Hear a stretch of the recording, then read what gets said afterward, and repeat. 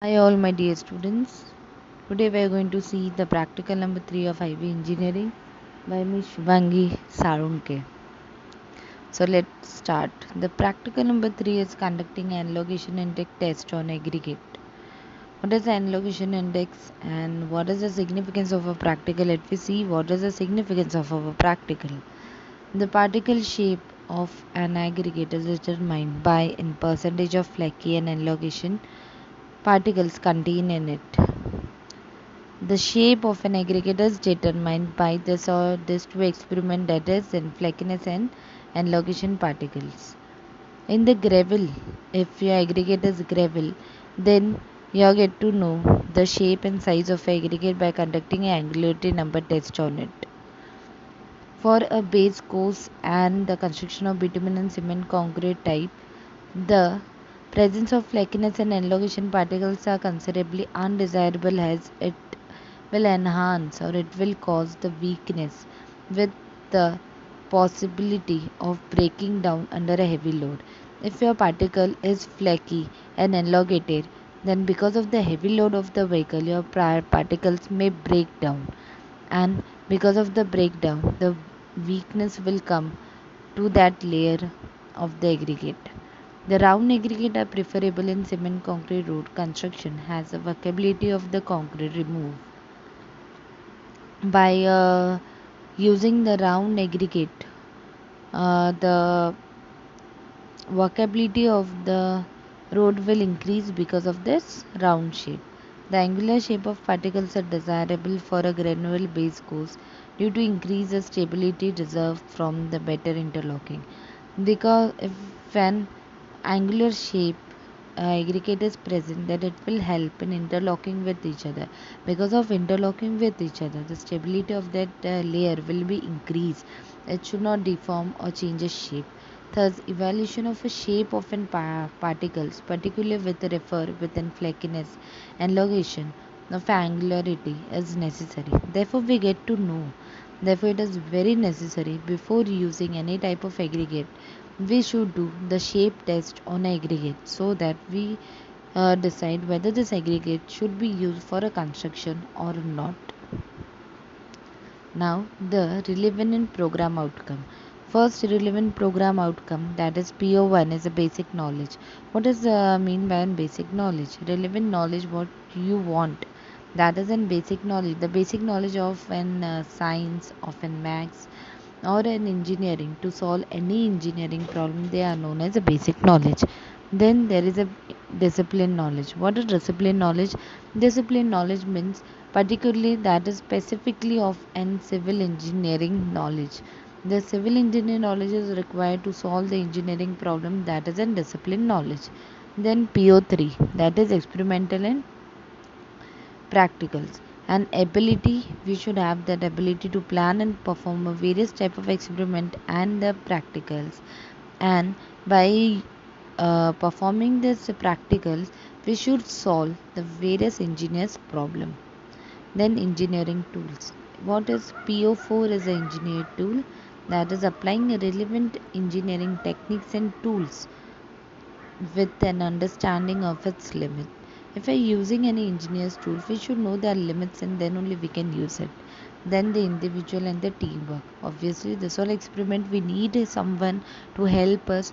Now we need someone from where we need a guidance. So we will do it with a teamwork or with an individual. So we need an effectively function of a leader and also a team members.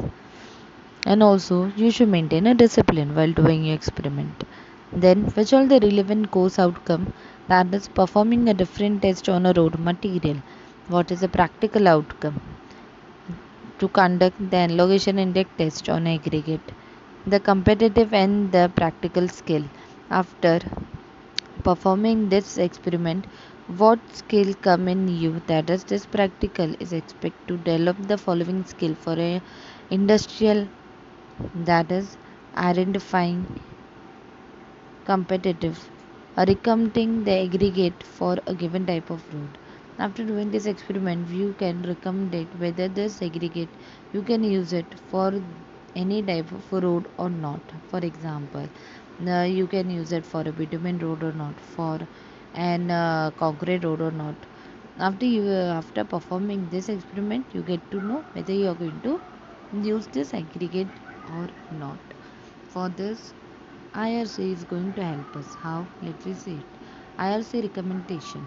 The type of construction, that is, if your construction is bitumen and non-bitumen road, then the maximum elongation index should be 15%. If the combine of the elongation and flakiness index for both the bitumen and non-bitumen road, then your flakiness and elongation index should be 30%. And if we are constructing a concrete road, then your maximum limit of elongation index is 35%. Now we are going to see the procedure, how we are going to perform it. First, sieve the given aggregate. Before sieving, weight the aggregate. It should be 7.9 kg. After weighting, then you have to sieve the given aggregate sample through and sieve specify in the observation table. Then take a minimum, after sieving, take a minimum 200 pieces of each sieve sample and measure its weight. 200 pieces, whatever the 200 pieces is come, we have to weight that 200 pieces and we have to write in W in a gram. Then now pass the each individual aggregate particle thickness wise through a various opening of thickness gauge. Now we have a scale or a gauge through which we are going to pass our aggregate as specified in the observation table. Now note down the weight of an aggregate fraction retaining. In a flakiness index this we are going to weight an aggregate which are passing. Now in a flakiness, now in an elongation we have to see, or we are going to weight an aggregate which are retained from that scale or from that gap through opening of various sizes in the observation table given below in W in gram. The weight of aggregate fraction should be measured to be an accuracy at least of 0.1% of the test sample. How you are going to calculate the elongation index by using in formula W1 upon W into 100 in a percentage. So let's do the experiment, how we are going to perform it. Before performing, we must know the observation table. The observation table is as follow. First, sieve, that is a passing sieve has been placed, and then in a second column there is a retaining sieve has been placed. Then third column, the gauge size is specified, that if your aggregate is passed by 50 size sieve and retain on 40 size sieves, then the length through which you are going to measure that aggregate, that is 81 mm sieve. Okay, so the gap should be 81 mm. Then from 81 mm you have to see whether your aggregate is passing or not.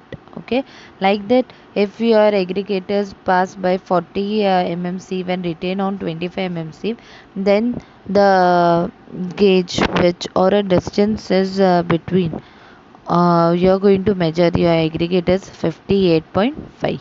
Okay, so let's do an experiment so that you can you have or you get a clear idea about how we are going to perform this experiment. So let's do it. Hi everyone. For this experiment we have to take a sample of aggregate. Then after taking a sample of aggregate you have to weigh it. It should be 7.9 kg. Focus करें 7.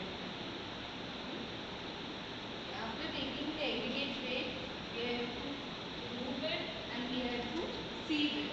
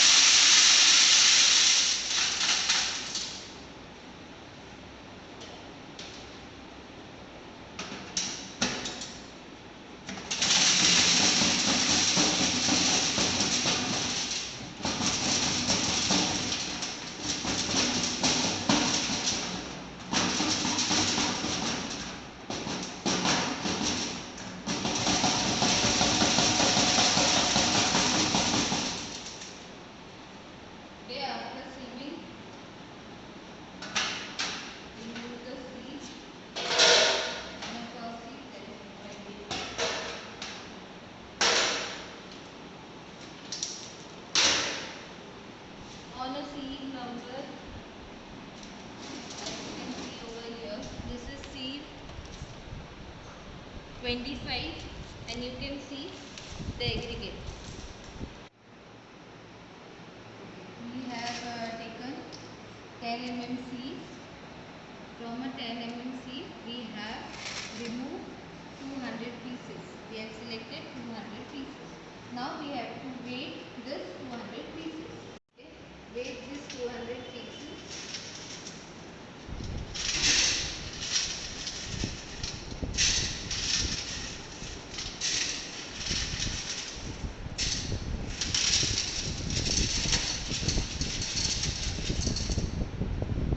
Okay.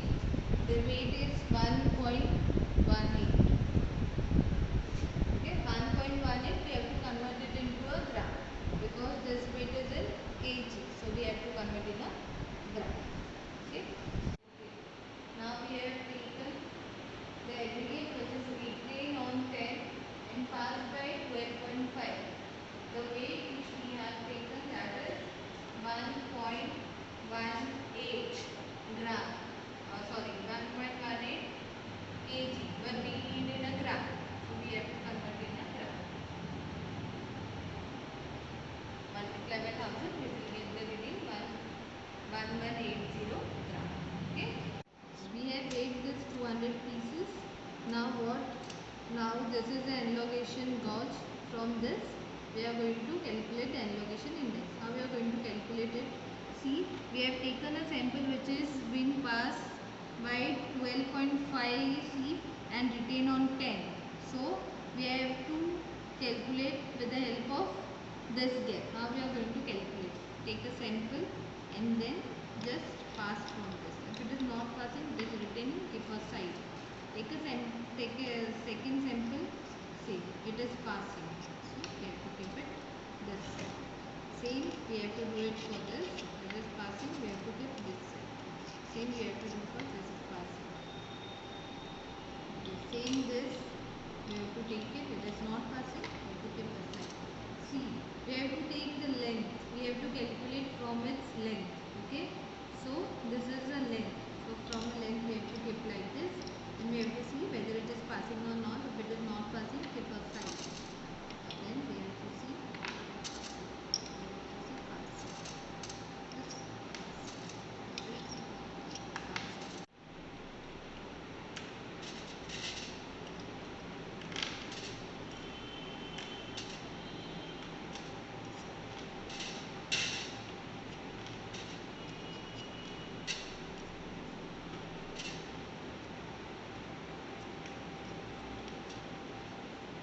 So the retained aggregate is this and pass aggregate is this. Now we have to weight the retained aggregate. We don't want this pass aggregate. Okay. So we will take this retained aggregate